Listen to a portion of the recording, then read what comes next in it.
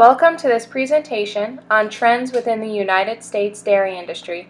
I am Jane Reamer, and I will be your host today as we delve into some of the official data on consumption and production and explore the controversy surrounding the upcoming Farm Bill legislation. Multiple trends are being recognized within the dairy industry and include consumption shifting away from fluid milk to other dairy products, growth of production from new technology and more productive dairy cows, and exports recently overtaking imports, leading to net exportation of dairy products from the U.S. We will take a look at each one of these trends in closer detail throughout this presentation.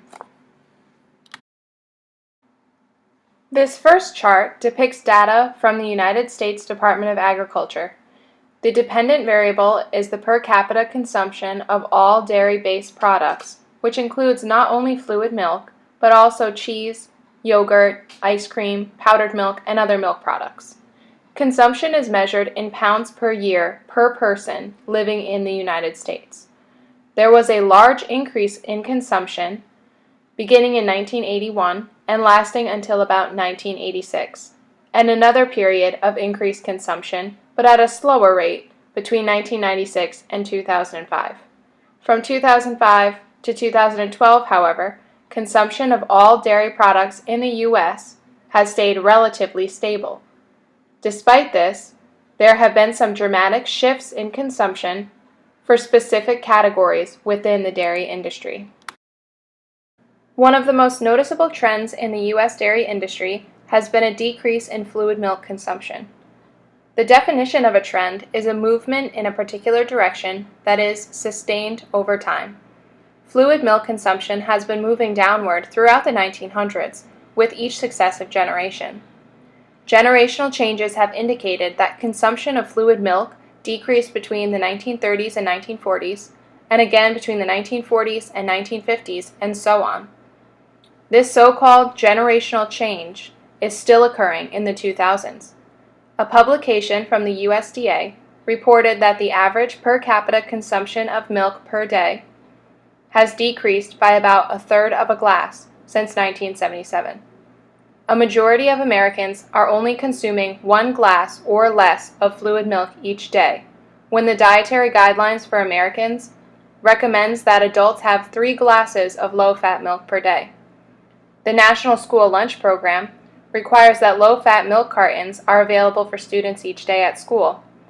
Despite this, a federally funded survey found that the number of participants reporting that they never drink milk has increased by 12% for pre-adolescents and 14% for adolescents over the last 40 years. Overall, Americans are drinking less fluid milk. Here, we can see the steady decline in per capita fluid milk consumption over the last 40 years. Consumption has decreased from 261 to 195 pounds per year since 1975, which represents a 25% decrease in consumption. Since we saw in the first chart today that total dairy consumption has been increasing or stable over the last few decades, there must be a division of the dairy industry that is seeing a growth in consumption. This specific area is cheese, which has tripled since 1973, according to a publication from the USDA. This chart shows that steady rise in cheese consumption over the last 40 years, with the original per capita consumption increasing from 6.1 to 20.3 pounds per person. The trend in increased cheese consumption is making up for the decreased fluid milk consumption depicted earlier.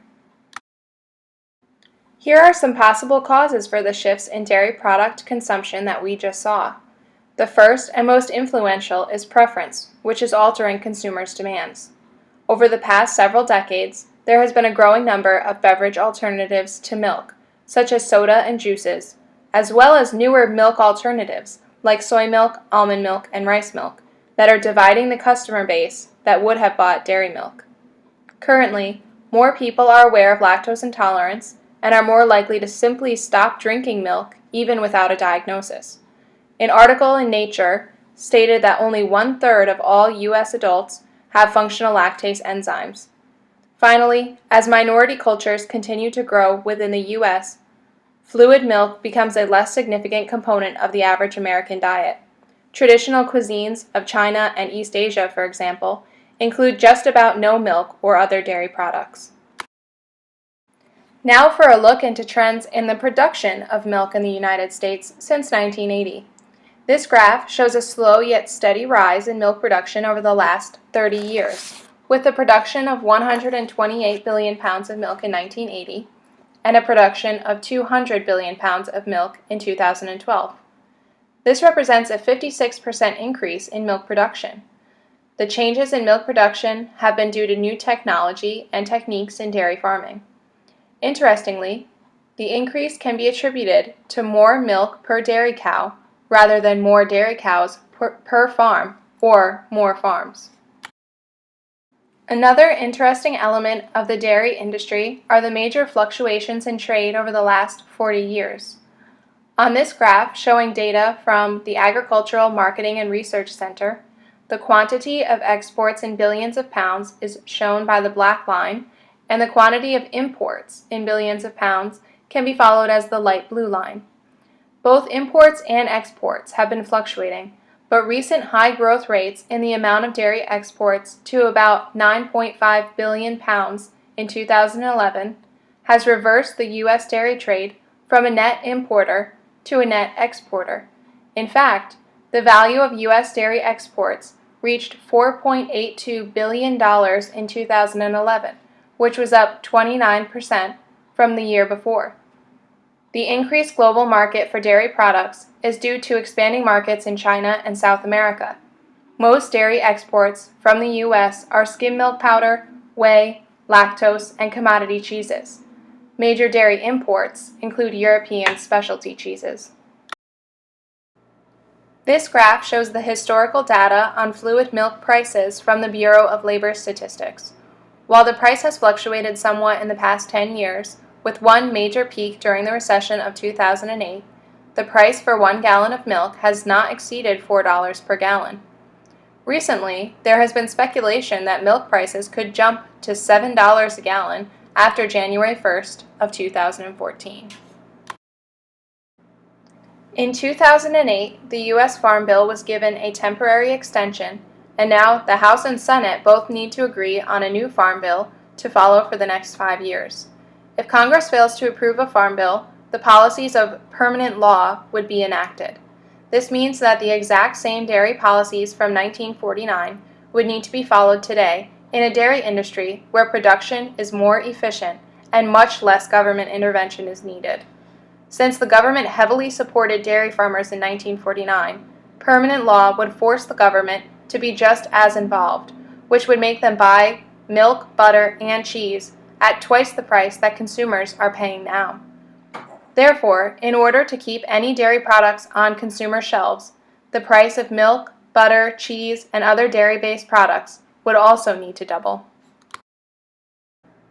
Here we see a simple supply and demand curve that represents the economic effects on the dairy industry if permanent law, abbreviated as PL, goes into effect.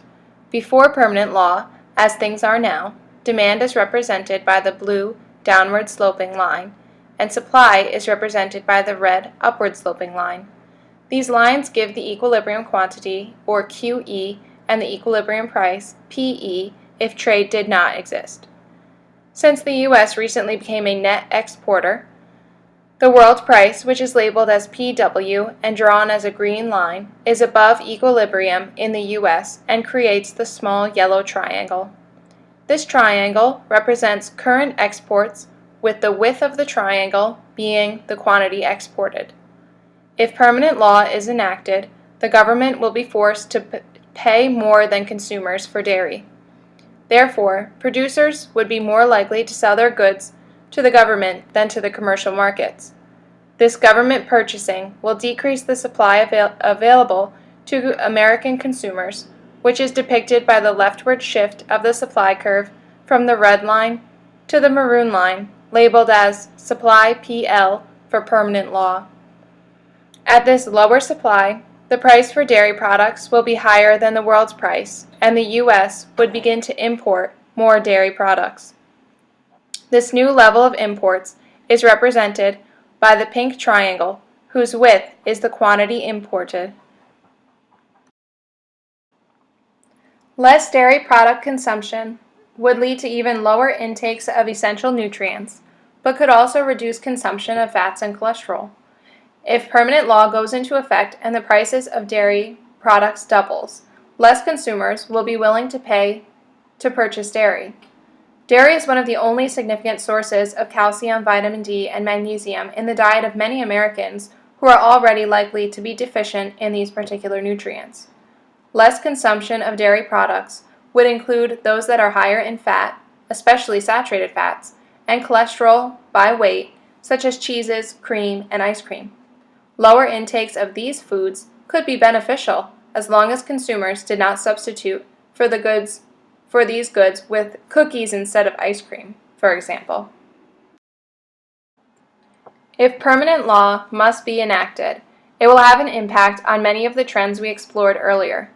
Since the higher price of milk would increase the production costs of other dairy-based products, consumption of all dairy would decrease. Only those with a higher willingness to pay would continue to buy dairy, but this purchasing may cause a reduction in spending somewhere else in their budgets. Production would likely be unchanged, or may even continue to increase, since the farmers still have the same total amount of consumers, with the government making up for the difference. The price of milk in the U.S. would rise above the world's price and encourage the importation of dairy-based goods such as cheese. This would halt the trend of the U.S. exporting dairy goods. The permanent law from 1949 would change the ways that some members of the market reach optimization. In order to optimize their circumstance and achieve the most, consumers would purchase fewer of the expensive dairy products and use their money in other markets, such as alternative milks. Producers would optimize by continuing to enhance their efficiency with new technology and better farming techniques to maximize production. Due to the greater demand for less expensive imports of dairy-based products, importers would reach optimization by increasing the number and frequency of shipments to meet the growing demand of Americans. Finally, the government would optimize its situation by passing a farm bill based on the agricultural needs of the current times. This would prevent the government from overspending on the dairy industry and allow them to spend that money elsewhere. The reversal of permanent law would likely lead to a renewed continuation of trends in the dairy industry, including cheese outpacing fluid milk consumption, rising production levels, and the expansion of dairy exports. This is a list of references used to develop this presentation on trends in the dairy industry and the current event of the Farm Bill vote. If you would like more information on the topics discussed today, or access to particular data sets depicted on my charts, these links are a good place to start. Thank you for your attention.